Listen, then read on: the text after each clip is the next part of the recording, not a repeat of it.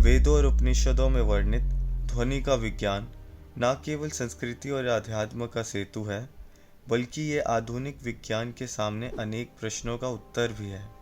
सनातन धर्म में ध्वनि अर्थात साउंड को बहुत महत्वपूर्ण माना गया है। यहाँ तक कि हमारे 4 वेदों में से एक वेद सामवेद केवल मंत्र और रागों पर समर्पित है, जिससे हमारे भारतीय शास्त्रीय संगीत यानी इंडियन क्लासिकल म्यूजिक की उत्पत्ति भी हुई है। आइए समझते हैं कैसे मंत्र विज्ञान ध्वनि, चेतना और सृष्टि के मूल तत्वों के बीच के गहरे संबंधों को उजागर करता है। क्वांटम फील्ड थ्योरी, जो कि क्वांटम फिजिक्स की एक महत्वपूर्ण थ्योरी है, कहती है कि ब्रह्मांड के सूक्ष्मतम स्तर पर सब कुछ वाइब्रेशनल है। इसका अर्थ है कि हर एक कण या ऊर्जा का कण अलग अलग फ्रिक्वेंसीज में वाइब्रेट होता है। इसी सोच को आगे बढ़ाते हुए वर्ष 1986 में जापानीज वैज्ञानिक सोसुमो ओहनो ने एक रोचक प्रयोग द्वारा मानवीय डीएनए के सीक्वेंसेस को संगीत में रूपांतरित किया, ये दर्शाते हुए कि डीएनए के पैटर्न्स को वाइब्रेशनल पैटर्न्स के रूप में समझा जा सकता है। अभी जब हम उपनिषदों के ज्ञान की ओर अग्रसर होते हैं, तो मैत्रायणी उपनिषद में एक श्लोक कहता है, द्वे ब्रह्मणि वदित्वे शब्द ब्रह्म परम च यत् समासे नैव प्रवक्ष्यामि यज्ञात्वा मृत्युमुच्यते। मैत्रायणी उपनिषद के इस श्लोक अनुसार 2 ब्रह्म जानने आवश्यक हैं। पहले शब्द ब्रह्म, जो कि उस परम सत्ता की ध्वनि स्वरूप है जिनसे सृष्टि की उत्पत्ति हुई है, यानी कि शाश्वत कॉस्मिक वाइब्रेशन। और दूसरा परब्रह्म, यानी कि स्वयं वह परम सत्ता जो हर चीज़ से परे है। और इन्हीं दोनों स्वरूपों को जानने वाला व्यक्ति ही जन्म मरण से मुक्त होता है। ये दर्शाता है कि सृष्टि की हर एक कण, चाहे वो डीएनए के वाइब्रेशन पैटर्न्स हो या ब्रह्मांडीय ध्वनियाँ, एक गहरी कॉस्मिक वाइब्रेशन से संबंध रखती हैं। अब ध्वनि की वाइब्रेशन फ्रिक्वेंसीज को विजुअल रूप में प्रस्तुत करने के लिए विज्ञान में एक क्षेत्र है जिसे साइमेटिक्स कहते हैं। हर ध्वनि की भिन्न वाइब्रेशन फ्रिक्वेंसीज होती हैं और साइमेटिक्स उन्हीं फ्रिक्वेंसीज को उपकरणों का उपयोग करके उन्हें अलग अलग माध्यम जैसे रेत और फ्लूइड जैसे पानी पर विजुअल रूप में प्रस्तुत करता है। अब जब आप दक्षिण भारत के प्राचीन मंदिरों में जाते हैं, जैसे 13वीं शताब्दी का रामप्पा मंदिर जो भगवान शिव को समर्पित है, या फिर सोमनाथपुरा केशवा मंदिर जो भगवान विष्णु को समर्पित है, तब आपको इन मंदिरों के गर्भगृह की छतों पर समान पैटर्न्स मिलते हैं जो कि आज साइमेटिक्स में देखते हैं। ये उन ध्वनियों को संकेत करते हैं जो उस विशेष देवता को प्रस्तुत करते हैं, जैसे उनका मंत्र, जो कि हमारे ऋषियों द्वारा देखे गए उन ध्वनियों के वाइब्रेशन पैटर्न्स हैं। अब कुछ लोग शंका करेंगे कि ये सिर्फ आर्किटेक्चरल डिज़ाइन है, तो मैं आपको बता दूं कि 1960 में साइमेटिक्स के क्षेत्र के प्रसिद्ध वैज्ञानिक हांस जेनी, जिन्होंने टोनोस्कोप यंत्र का भी आविष्कार किया था, उन्होंने जब ओम की ध्वनि पर टोनोस्कोप का उपयोग किया तो उन्हें कुछ इस प्रकार पैटर्न्स मिले, जो कि श्री यंत्र के समान ही दिखते हैं। हमारे शास्त्रों में ओम को ब्रह्मांड का शब्द स्वरूप माना गया है और श्री चक्र यंत्र एक शक्तिशाली यंत्र है जो पूरे ब्रह्मांड को प्रस्तुत करता है, जो कि यज्ञ, साधना, पूजा पाठ और तांत्रिक साधनाओं में उपयोग होता है। इसी प्रकार जब हम ब्रेन के क्रिया विज्ञान की ओर देखते हैं तो पाते हैं कि जब हमारे ब्रेन के न्यूरॉन्स सूचना को एक स्थान से दूसरे स्थान इलेक्ट्रिकल सिग्नल्स के माध्यम से भेजते हैं, तो वह भी अलग अलग फ्रिक्वेंसीज उत्पन्न करते हैं, जिन्हें ब्रेन वेव्स भी कहा जाता है। अब ब्रेन वेव्स 5 प्रकार की होती हैं: डेल्टा, थीटा, अल्फा, बीटा और गामा। डेल्टा ब्रेन वेव्स की फ्रिक्वेंसी 0.5 से लेकर 4 हर्ट्ज तक होती है। वहीं थीटा ब्रेन वेव्स की फ्रिक्वेंसी 4 से 8, अल्फा ब्रेन वेव्स की 8 to 14, बीटा ब्रेन वेव्स की 14 to 30 और गामा ब्रेन वेव्स की 30 और उससे अधिक होती है।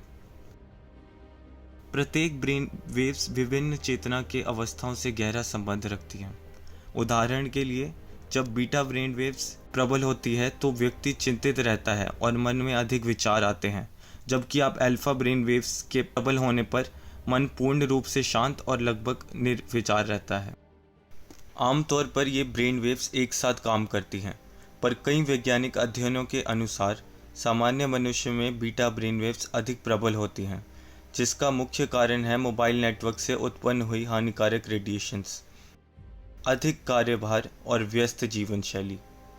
इसी कारण से लोग अपनी मानसिक स्थिति को सही करने के लिए कई मानसिक उपचार विधियों का उपयोग करते हैं, जैसे ध्यान और साउंड हीलिंग, या फिर अपने पसंदीदा संगीत को सुनना, क्योंकि संगीत हमारी भावनात्मक स्थिति को प्रभावित करने की क्षमता रखता है, जिससे ब्रेन वेव्स को बीटा से उच्चतर ब्रेन वेव्स जैसे कि अल्फा ब्रेन वेव्स तक पहुंचाया जा सकता है।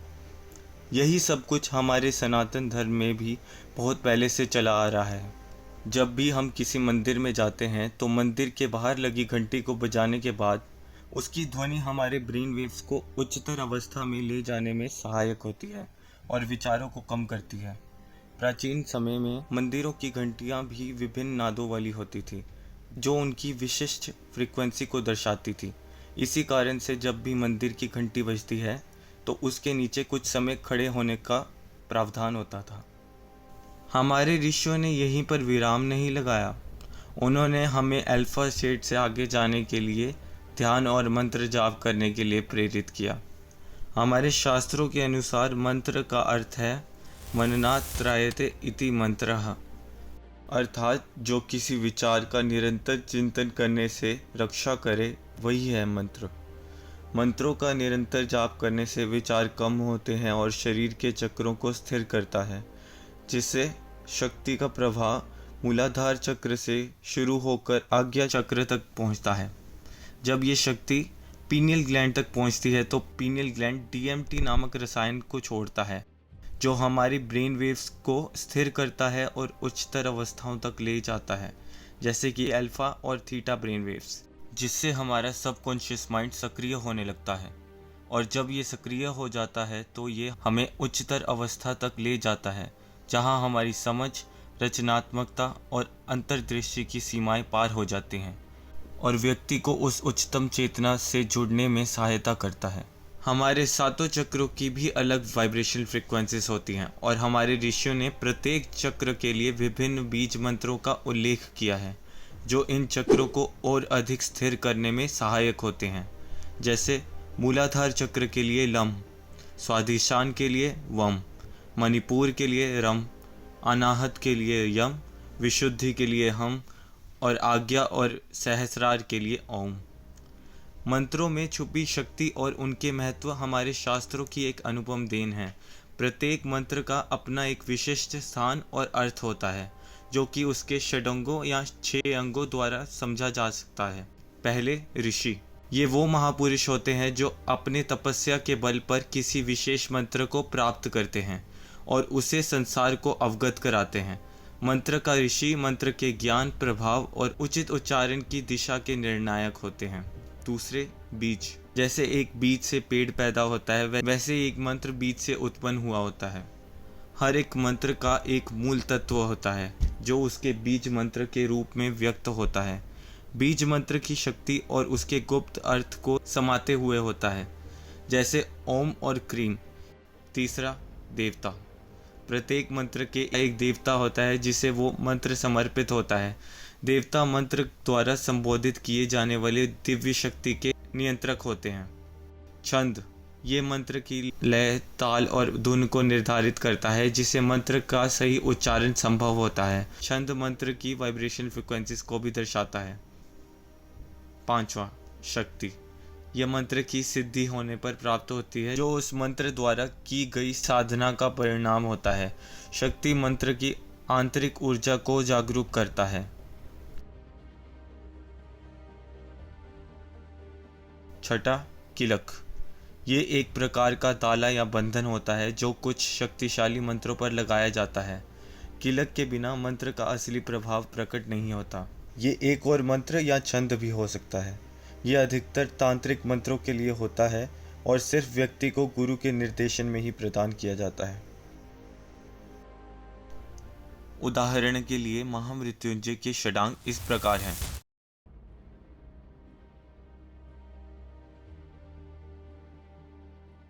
इसके देवता भगवान शिव हैं। इसका अनुष्ठुप छंद में जाप करना चाहिए। इसके ऋषि महर्षि मार्कंडे हैं। और इसका बीज है ओम होंग चूम सह ओम। इस पर कोई किलक या फिर बांध नहीं है। व्यक्ति को बस भगवान शिव की ओर पूर्ण श्रद्धा और साफ मन होना चाहिए। मंत्रों का वर्गीकरण भी उनके प्रभाव और प्रयोग के आधार पर किया गया है। ये 3 प्रकार के होते हैं: सात्विक, राजसिक और तामसिक। सात्विक मंत्रों का जाप सामाजिक कल्याण और शुद्धि के लिए किया जाता है। राजसिक मंत्र व्यक्तिगत लाभ के लिए किए जाते हैं और तामसिक मंत्रों का उपयोग दूसरों को हानि पहुंचाने के लिए किया जाता है। मंत्र जाप से पहले उसका उद्देश्य या संकल्प होना अत्यंत महत्वपूर्ण होता है। संकल्प से मंत्र का प्रभाव और दृष्टि निर्धारित होती है। आइए अब कुछ महत्वपूर्ण मंत्रों पर विचार करते हैं। ओम, ये प्रणव मंत्र है जो सृष्टि के आदि, मध्य और अंत को व्यक्त करता है। ओम स्वयं में ही एक बीज मंत्र है जिसका शास्त्र अनुसार ध्यान करने से मुक्ति तक की प्राप्ति हो सकती है। ओम का उच्चारण करने से व्यक्ति को ब्रह्मांड से जुड़ने की शक्ति मिलती है और मोक्ष की प्राप्ति होती है। ओम इत्येतदक्षरमिदं सर्वं तस्योपव्याख्यानं भूतं भवद् भविष्यदिति सर्व ओंकार एव यच्चान त्रिकालातीतं तदप्यकारम् एव। मांडुक्य उपनिषद के श्लोक अनुसार जो भी इस जगत में है वह ओम है। जो त्रिकाल है यानी जो भूत, भविष्य और वर्तमान है वह भी ओमकार है, और जो काल से परे है वह भी ओम ही है। ओम अत्यंत शक्तिशाली शब्द है जो कि स्वयं में एक बीज मंत्र है और ब्रह्मांड की चेतना यानी ब्रह्म से गहरा संबंध रखता है। इसीलिए ज़्यादातर मंत्रों में ओम को पहले बोला जाता है। गायत्री मंत्र, ये एक और अत्यंत शक्तिशाली मंत्र है जिसे महर्षि विश्वामित्र जी ने देखा और संसार को व्यक्त किया। ये मंत्र वेद माता गायत्री को समर्पित है जो कि पार ब्रह्म की फेमिनिन फॉर्म को दर्शाता है। ये मंत्र सूर्य यानी सवित्र भगवान को भी दर्शाता है जो कि हमारी पृथ्वी के हर जीव को ऊर्जा प्रदान करते हैं। गायत्री मंत्र की ऊर्जा से न केवल व्यक्तिगत कल्याण होता है बल्कि इसका जाप आसपास के वातावरण को भी सकारात्मक बनाता है। इस मंत्र की ऊर्जा बहुत प्रबल होती है जो कि आपकी वातावरण को भी प्रभावित करती है। इसीलिए गायत्री मंत्र का जाप हमेशा मानसिक रूप में या तो बिल्कुल धीमे स्वर में करना चाहिए। एक अमेरिकन वैज्ञानिक हार्वर्ड शिंगल द्वारा की गई रिसर्च में उन्होंने हर मंत्र को अपनी लैब में रिसर्च किया और पाया कि सभी मंत्रों से ज़्यादा गायत्री मंत्र की साउंड फ्रिक्वेंसी साउंड वेव्स हैं जो कि हर सेकंड में 1,10,000 साउंड वेव्स प्रोड्यूस करती हैं, जिसके सुनने और जाप करने से सकारात्मक ऊर्जा प्राप्त होती है, नकारात्मक ऊर्जाओं से बचाव होता है और शारीरिक और मानसिक स्तर पर भी बहुत असरमंद होता है।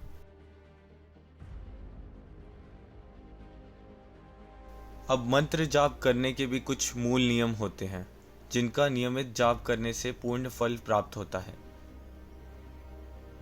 पहला, शौच। जाप शुरू करने से पहले शरीर और मन दोनों को पवित्र रखें। स्नान करने और साफ कपड़े पहनकर सकारात्मक सोच और भावनाओं के साथ जाप की शुरुआत करें। दूसरा, समय और स्थान।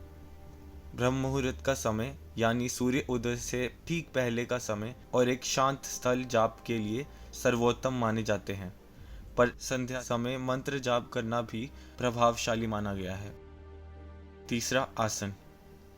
पद्मासन या सुखासन जैसे आरामदायक आसन में बैठकर सीधी रीढ़ की हड्डी के साथ जाप करें। दिशा। पूर्व या उत्तर दिशा की ओर मुख करके जाप करना शुभ होता है। पांचवा, मानसिक एकाग्रता। मंत्र के अर्थ पर ध्यान केंद्रित करें या मंत्र से जुड़े देवता का ध्यान करें। छठा, जप संख्या।